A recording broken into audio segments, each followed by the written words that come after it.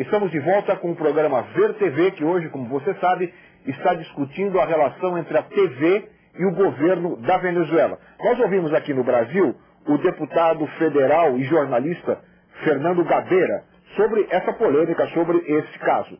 Vamos ouvi-lo agora. A posição do Chávez é condenável, que é uma ameaça à democracia no continente. Muita gente diz que ele fechou a RCTV porque ela apoiou o golpe de Estado que tentou derrubá-lo. Nós não sabemos que, na Venezuela, apoiar um golpe de Estado não é uma cláusula exclusiva. O próprio Chávez tentou fazer um golpe de Estado. Além do mais, uma outra emissora, a emissora dos Cisneiros, também apoiou decididamente o golpe de Estado. No entanto, ela não foi prejudicada pelo governo Chávez. O que prova claramente que o Chávez fechou a RCTV não porque ela participou do golpe, porque o Cisneiro também participou. O Chávez fechou a RCTV porque ela não aceitou apoiá-lo. Então eu acho que com isso configura-se um atentado à liberdade de imprensa, uma impossibilidade de estar no ar uma televisão que seja contrária ao governo. Essa é uma outra questão que tem sido levantada constantemente, o fato da outra emissora que também apoiou o golpe não ter sido punida. Como é que vocês veem isso e como vocês interpretam aí a opinião do deputado Gabeira? De novo ele fala em fechamento da televisão, né, que é importante que se ressalte, não fechou. E é importante também ver que essa não renovação da concessão, tem um documento chamado Livro Branco da RCTV, que está à disposição no site do Ministério das Comunicações da Venezuela, em que tem item por item todas as agressões à lei que essa televisão fez. Uma delas, que é bem importante da gente lembrar, que inclusive ganhou prêmio na Europa, onde eles manipularam imagens durante o golpe, em que parecia que os partidários do Chávez estavam atirando contra a multidão, mas era tudo uma manipulação, foi feita uma montagem e tal, e depois ganhou prêmio na Europa, eles tiveram que devolver o prêmio porque aquilo tudo foi montagem. Então, assim, isso, exemplos como chamar o Chávez de macaco e coisas desse tipo, assim, como a gente comentava antes. Então, assim, foi uma série de coisas feitas contra a lei, aquilo que a gente está falando, assim, a lei burguesa liberal, que todo mundo tanto defende. Então, é um negócio esquizofrênico, assim. Mais uma vez, é triste ver o deputado Gabeira também ignorando, né, a situação da Venezuela. Agora, tem uma conversa aí que está rolando mesmo, que é o que tem se colocado agora, de que houve um acordo com o Cisneiros, que agora o Cisneiros está apoiando, que por isso que a do Cisneiros não foi fechada e tal. Temos que investigar isso. Complementando o que o Fernando falou sobre a TV de oposição, realmente eu concordo. A gente não pode ter uma empresa que funciona sob concessão pública sendo de governo ou de oposição. Né? Então, eu gosto sempre de fazer uma comparação. Imagina uma empresa de ônibus que funciona sob concessão e reserva os melhores lugares para quem é da oposição e a última fila de bancos lá no fundo do ônibus para quem é a favor do governo. Acho que ninguém aceitaria um negócio desse. Né? Mas a população, por não ter um conhecimento claro do que é uma concessão pública, aceita que as emissoras de TV e rádio façam esse tipo de coisa.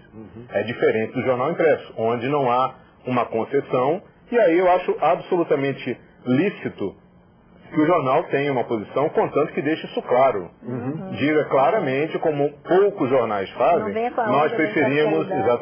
nós preferimos determinado grupo, nós estamos a favor desse partido político, mas contanto que deixe isso claro. Agora, no caso das concessões públicas, a situação é bem diferente, isso não cabe. Porque a televisão não pode tomar partido, né? Porque usa um espaço público que não é de um partido, é de todos. Acho que essa é a ideia mais geral. Agora também, ainda a respeito do que o deputado Gabeira diz, é importante lembrar que não houve a renovação da concessão da RCTV. A gente não sabe, eu não sei, de repente tem essa informação, até quando vai a concessão da Benevision, do Cisneiros. Pois é, e aí a partir daí a gente tomar uma medida comparativa. Né? Agora, eu insisto na necessidade de a gente falar da Venezuela pensando também no Brasil.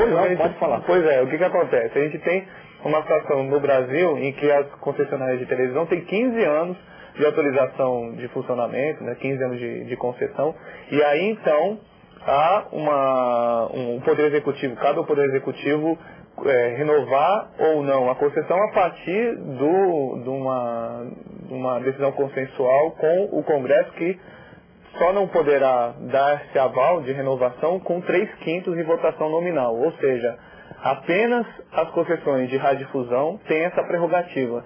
Concessão de lixo não tem essa prerrogativa, concessão de transporte aéreo não tem, transporte rodoviário, saúde complementar, não tem essa prerrogativa. Então é interessante notar, e eu acho que é um debate a ser feito, surgiu até como pauta aqui do VTV depois, a importância dessa discussão, porque o João já tinha falado, por muitas vezes, para a população de uma forma geral, a concessão é algo infinita, é algo para sempre, assim, algo propriedade privada. E a gente sabe, né, e é importante notar que a concessão, na verdade, é um serviço que a empresa deve prestar. E aí, por último, com relação da Venezuela, você que está em casa, se tiver interesse sobre isso, acho que em alguns sites de distribuição de vídeo, como o YouTube, né, tem lá o vídeo A Revolução Não Será Televisionada, que traz a história do golpe de 2002 e a participação que os meios de comunicação, a presença dos meios de comunicação no golpe de 2002 contra o governo Chávez, e que é bem didático, que demonstra os bastidores, né, dessa presença dos concessionários na política venezuelana. E tem um livro também do Renato Rovai, né, O Midiático Poder, que trata especificamente desse episódio de 2002, né? E é sempre bom lembrar também que em outubro desse ano vence a concessão na TV Globo, né? Dia 5 de outubro. Mas nessa questão que o Fernando falou sobre que o Congresso Nacional tem a possibilidade de fazer essa revisão, eu queria problematizar isso no sentido de que o Congresso Nacional, a gente sabe, né, tem estudos que revelam isso, o quanto o Congresso, de alguma maneira, também está comprometido, né, com essa lógica toda de concessão e como que a concessão vira uma moeda de barganha e tal. E volto a frisar, aqui no Brasil nós não temos o Estatuto do Poder Popular, ou seja, para que a população possa revogar vai ter que ser feita uma batalha gigantesca sem amparo na lei, não é? Então isso sim, nós precisamos avançar para isso, para que a população possa primeiro conhecer e depois lutar para ter uma televisão que realmente expresse todas as vozes. Agora, mais importante do que pensar em cassação ou não renovação das emissoras brasileiras, eu acho que é muito mais importante estimular que elas entrem na legalidade, que elas cumpram a Constituição, que elas cumpram o contrato de concessão e prestem realmente um serviço de sociedade, como o Paulino falou. Embora ainda incipiente, a sociedade brasileira começa a discutir isso que vocês acabaram de dizer. Por exemplo, algumas organizações também se manifestaram sobre o caso da televisão venezuelana. A TV Cultura de São Paulo ouviu em São Paulo para o VTV a opinião do jornalista João Brant, do coletivo Intervozes, uma organização que vem se debruçando sobre esse tipo de questão. Vamos ouvir o João Brant.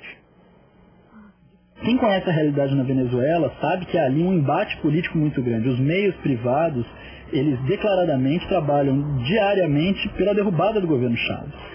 E eles falam isso com peso das letras. O golpe de 2002 foi planejado dentro da casa do Marcel Granier, que é o principal acionista da RCTV.